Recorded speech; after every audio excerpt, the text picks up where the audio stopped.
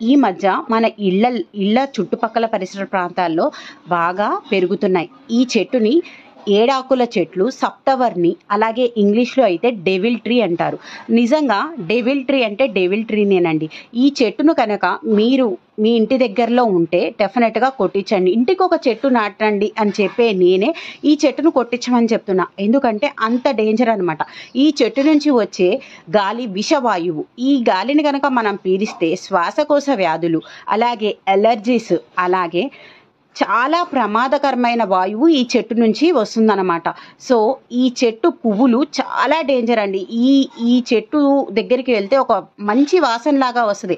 వాసన బాగుంది కదా అని మనం గనక పీలిస్తే చాలా డేంజర్కి మనము గురైనట్టే. ఎందుకంటే మనకి తెలియని చాలా రకాల అనారోగ్యాలకి మనము గురవుతాం అన్నమాట.